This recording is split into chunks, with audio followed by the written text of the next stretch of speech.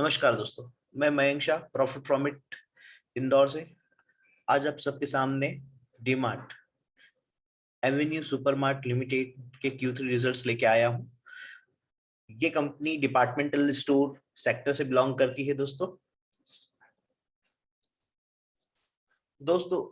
Departmental store one of the most fastest growing sector है India का। Covid से पहले भी ये 28 CAGR से ग्रोथ कर रहा था दोस्तों। कोविड यानी पिछले साल जब कोविड का इफेक्ट था इंडिया में, तब इस सेक्टर में हमें -3 की ग्रोथ दिखी थी दोस्तों। बट फिर भी ये ग्रोथ अच्छी थी, आउट परफॉर्मिंग थी, क्योंकि हमारी जीडीपी दोस्तों -7% थी।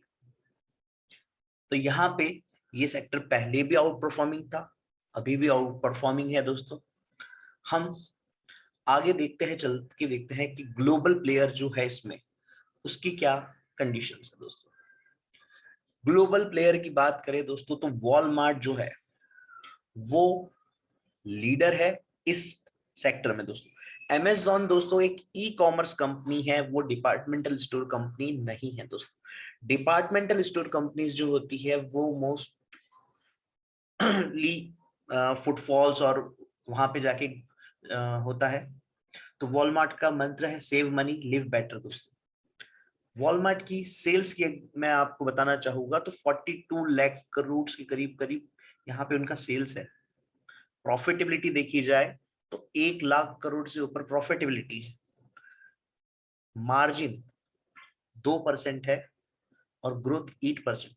दोस्तों मार्जिन यहाँ पे कम होने से हमें ये बात समझ में आती है कि अगर लीडर के मार्जिन अगर 2% है दोस्तों, तो हम ये समझ सकते हैं कि यहाँ इस सेक्टर में ओवरऑल मार्जिन की कुछ कम प्रॉब्लम रहती है। तो यहाँ पे हमें कंपनी सिलेक्ट करते वक्त कॉशियस रहना चाहिए। ये तो हुई लीडर की बात दोस्तों। अब हम बात करते हैं डोमेस्टिक इंडियन ग्रोथ की बात करते हैं दोस्तों। डोमेस्टिक ग्रोथ की एक प्रोजेक्शन दोस्तों मैं आप सबके सामने रखना चाहूंगा। FY 2019 में ये जो सेक्टर था, रिटेल सेक्टर, ये $822 बिलियन का था दोस्तों, जिसमें 88 बिलियन ऑर्गेनाइज्ड रिटेल प्लेयर्स का कंट्रीब्यूशन था 11%, और अनऑर्गेनाइज्ड रिटेल प्लेयर का कंट्रीब्यूशन था 735 बिलियन, दैट इज 89%। प्रोजेक्टेड ये है दोस्तों कि ऑर्गेनाइज सेक्टर जो है वो अनऑर्गेनाइज का जो शेयर है, मार्केट शेयर, वो कंज्यूम कर लेगा और 18% से ग्रो करते हुए वो 237 बिलियन तक हो जाएगा। 16% of the total market share हो जाएगा। और अनऑर्गेनाइज प्लेयर भी अपने आप को ग्रो करेंगे, बट 9% से ग्रो करेंगे। तो अनऑर्गेनाइज प्लेयर हो जाएगा, जो बिजनेस हो जाएगा वो 1228 बिलियन हो जाएगा। ओवरऑल जो मार्केट ये रहेगी इस सेक्टर की, वो 1400 बिलियन डॉलर से भी ऊपर हो जाएगी दोस्तों FY 25 में। ये प्रोजेक्टेड है दोस्तों, एक्सपेक्टेड रिजल्ट्स है। हो सकता है इससे कम भी हो, हो सकता है इससे ज्यादा भी हो, डिपेंड ऑन द सर्कमस्टांसेस। तो दोस्तों ऑर्गेनाइज प्लेयर में जो हम ग्रोथ एक्सपेक्ट कर रहे हैं वो 18 कगार की कर रहे हैं।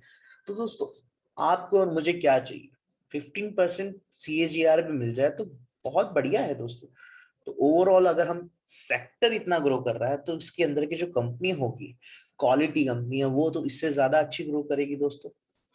तो यहां से ये तो हुई ग्रोथ की बात की, चलो सेक्टर में ग्रोथ बढ़िया है। पहला जो सबसे इंपॉर्टेंट पॉइंट चाहिए रहता है वो है। आगे चल के देखते हैं कि लीडर कौन है और क्वालिटी चेक करते हैं। डिपार्टमेंटल स्टोर में मार्केट कैप वाइज अगर हम चेक करें तो रिलायंस रिटेल 59% कंट्रीब्यूट करता है, डीमार्ट 39% कंट्रीब्यूट करता है, वी मार्ट 0.1% के करीब करीब कंट्रीब्यूट करता है दोस्तों। बट रिलायंस रिटेल एक लिस्टेड प्लेयर नहीं है हमारे पास, तो उसके लिए हमें रिलायंस में ही देखना होगा। बट लिस्टेड प्लेयर्स की अगर बात की जाए तो डीमार्ट 95% कंट्रीब्यूट करता है almost, V Mart 2%, Shopper Stop 1% के करीब। तो दोस्तों यहाँ पे भी एक बात क्लियर हो गई कि मार्केट कैप वाइज डीमार्ट एक लीडर है लिस्टेड प्लेयर्स के अंदर। अब हम सबसे पहले बड़ी बात, इंपॉर्टेंट फैक्टर होती है, वो होती है सेल्स। दोस्तों किसी भी बिजनेस को सस्टेन करने के लिए, ग्रो करने के लिए जो सबसे इंपॉर्टेंट फैक्टर होती है सेल्स। सेल्स नहीं तो बिजनेस चल ही नहीं सकता। तो यहाँ पे होता है सबसे बड़ा फैक्टर सेल्स। सेल्स में अगर हम बात करें सारे प्लेयर्स में, तो रिलायंस रिटेल जो है 1.5 लाख करोड़ से ऊपर का सेल्स कर रहा है दोस्तों, बहुत ही बढ़िया।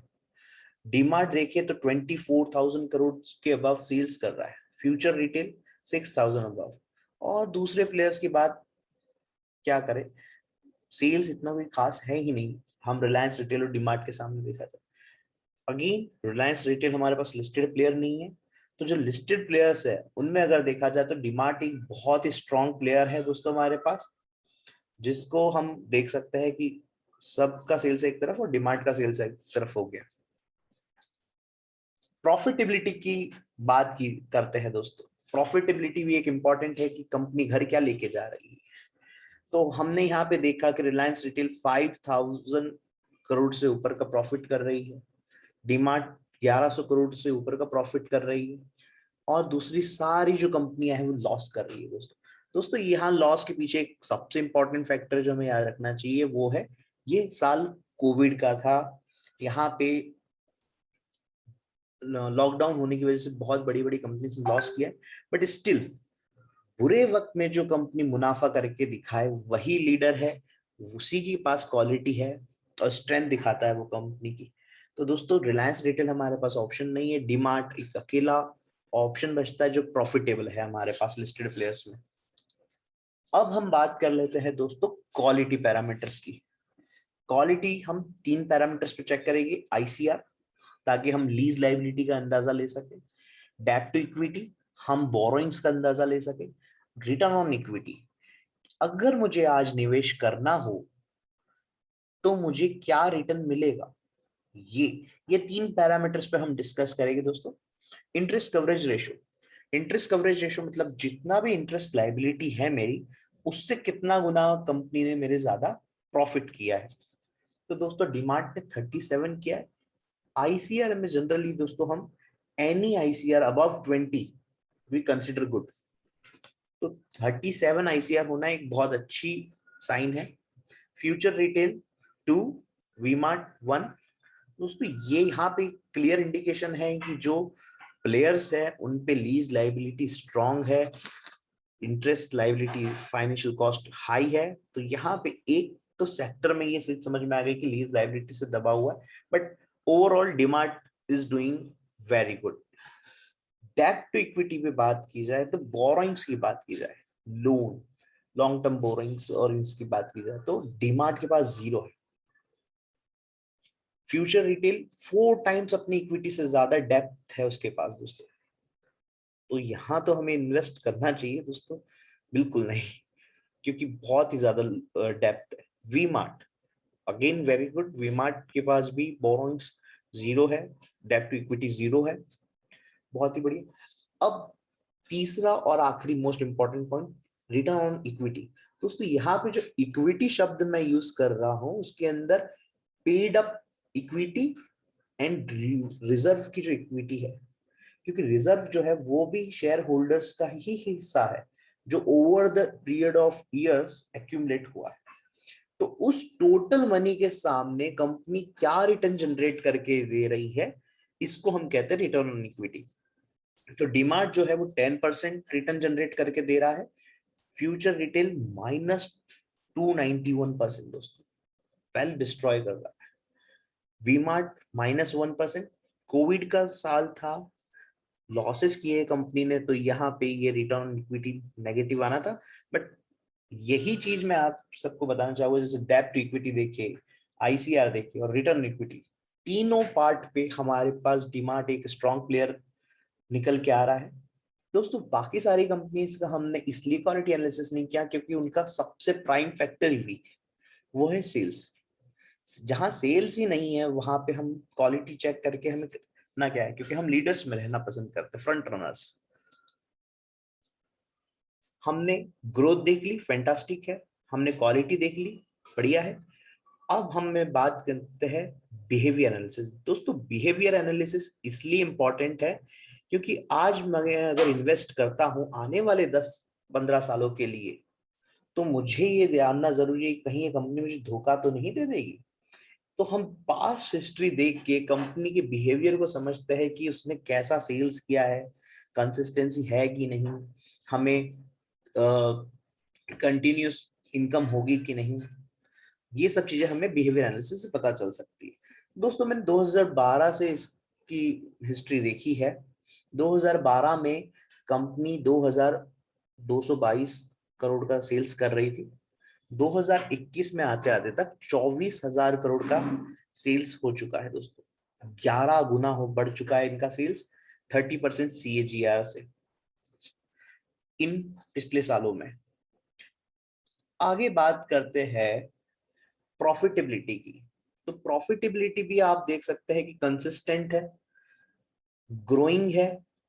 लास्ट एक जो साल था 2021 में प्रॉफिटेबिलिटी थोड़ी डिक्रीज हुई है, बट दोस्तों लॉकडाउन की इफेक्ट थी, धंधे ही नहीं थे कोविड की वजह से, तो उसका है, बट स्टिल प्रॉफिटेबल है, काफी अच्छा कंपनी रिकवर किया है। तो दोस्तों 2012 से अगर हम देखें 60 करोड़ के प्रॉफिट से 1100 करोड़ के प्रॉफिट तक कंपनी पहुंच गई है।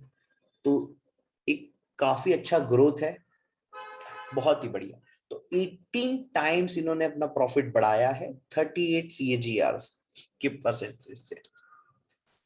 अब बात करते हैं दोस्तों करंट ट्रेंड, इस साल क्या चल रहा है। इस साल में हमने Q1 में देखा जो सेल्स था वो 53% से ग्रो किया। लो बेस होने की वजह से इतना हाई सेल्स ग्रोथ हमें नजर आया। वो H1 में कंसोलिडेट हुआ 40% तक में, 9 मंथ में 32% हमने देखा है सेल्स ग्रोथ कंसोलिडेट होके आ गया है। इस साल के अंत तक हम 30% की सेल्स ग्रोथ एक्सपेक्ट कर रहे हैं दोस्तों। प्रॉफिट ट्रेंड की बात करी जाए तो 138% प्रॉफिट ग्रोथ था Q1 में। H1 में वो कंसोलिडेशन हमें देखने मिला, 115% आया। 9 मंथ में वो कंसोलिडेशन काफी हद तक अच्छे से हो गया है दोस्तों, 55% हमें कंसोलिडेशन डेटा मिला है। हम एक्सपेक्ट कर रहे हैं 43% से हमें प्रॉफिट ट्रेंड में हम एक्सपेक्ट कर रहे हैं कि 43% से प्रॉफिट ग्रोथ आएगा इस साल के अंदर। शेयर होल्डिंग पैटर्न की दोस्तों अब आगे बात करते हैं। प्रमोटर जो है वो सबसे हाईएस्ट होल्डिंग रख रहे हैं, प्रमोटर अपने बिजनेस में विश्वास दिखा रहे हैं, 75% के करीब होल्डिंग है। उसके बाद FIIs बड़ी होल्डिंग रख रहे हैं, पब्लिक के पास भी है ये शेयर। म्यूचुअल फंड कंपनीज ने भी बहुत अच्छी होल्डिंग रखी है, बैंक एंड इंश्योरेंस के पास भी है। आगे बात करते हैं Q3 के की पॉइंट्स के बारे में दोस्तों। इस थर्ड क्वार्टर में DMart one of the largest food and grocery retailer हो चुका है इंडिया में दोस्तों। डिपार्टमेंटल स्टोर में दोस्तों जितने भी डिपार्टमेंटल स्टोर होते हैं वो फूड एंड ग्रोसरी को टारगेट करते हैं, क्योंकि ई कॉमर्स पार्ट पे ये जो इलेक्ट्रॉनिक्स रहते हैं यहाँ पे रहते हैं उनका मार्केट शेयर हाई रहता है। बट डिपार्टमेंटल स्टोर के लिए उनकी जो ये फूड ग्रोसरीज है ये मार्केट शेयर उनके लिए बहुत इंपॉर्टेंट होता है, जो ये online retail consume e commerce नहीं कर पाता जहां पे। तो वही चीज है कि यहाँ पे दोस्तों एक लीडर बन रहा है फूड एंड ग्रोसरी के इसमें, तो ये बहुत ही बढ़िया पॉइंट है हमारे इन्वेस्टमेंट के नजर से।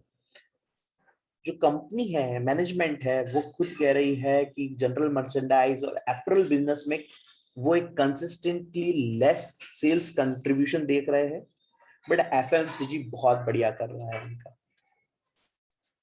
हायर इन्फ्लेशन, जो इन्फ्लेशन आ रहा है उसके अंदर वो अपॉर्चुनिटी बाइंग कर रहे हैं इफिशिएंट वे में, असॉर्टमेंट शार्पनर, और वो अपनी कॉस्ट को लो कम करने में सक्सेस पा रहे हैं, वो अपनी कॉस्ट को लो रख पा रहे हैं।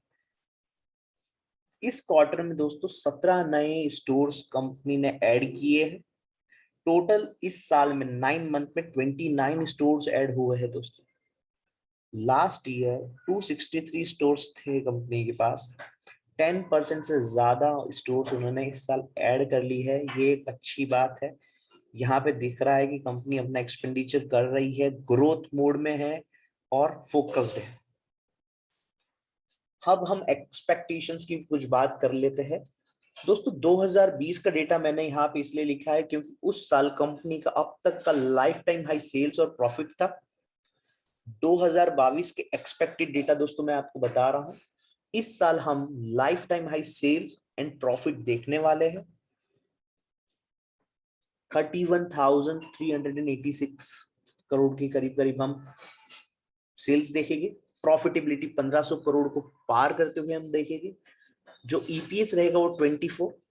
इंट्रिंसिक प्राइस दोस्तों, इंट्रिंसिक प्राइस वो प्राइस होता है जहां पे एक स्ट्रॉन्ग बाइंग आती है फंडामेंटली, बट ये प्राइस पे कंपनी का शेयर आए ऐसा जरूरी बिल्कुल नहीं है। अगर कंपनी में ग्रोथ है, प्रॉफिटेबिलिटी अच्छी हो रही है, क्वालिटी मेंटेन्ड है, तो इंट्रिंसिक प्राइस से शेयर हमेशा अबव ट्रेड करेगा।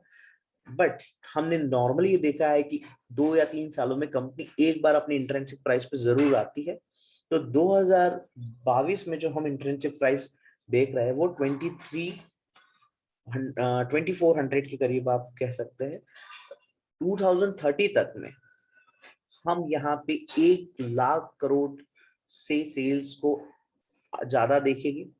प्रॉफिटेबिलिटी हम 6,500 करोड़ से ज्यादा देखेंगे।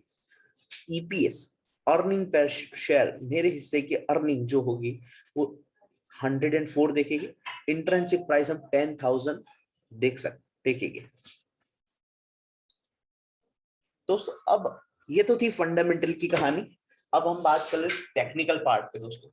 तो डीमार्ट में हमारा पोर्टफोलियो लोकेशन 5% तक हम कर सकते हैं। इस सेक्टर में हमारी एक ही लीडर कंपनी है लिस्टेड प्लेयर्स में, रिलायंस रिटेल नहीं है। जब वो लिस्ट होगी तब हम सोचेंगे, बट तब तक इस सेक्टर में डीमार्ट में हम 5% एलोकेशन कर सकते हैं। बाइंग रेंज अगर मैं कहना चाहूँ तो 2913 से 4,407 तक इसकी बाइंग रेंज है। आने वाले 5 साल में हम डीमार्ट की इसी शेयर को 10,900 तक एक्सपेक्ट करेंगे। टारगेट रहेगा हमारा नेक्स्ट 5 ईयर्स में। दोस्तों डिस्क्लेमर, ये वीडियो जो बनाया है मैंने प्योरली फॉर एजुकेशनल पर्पस है।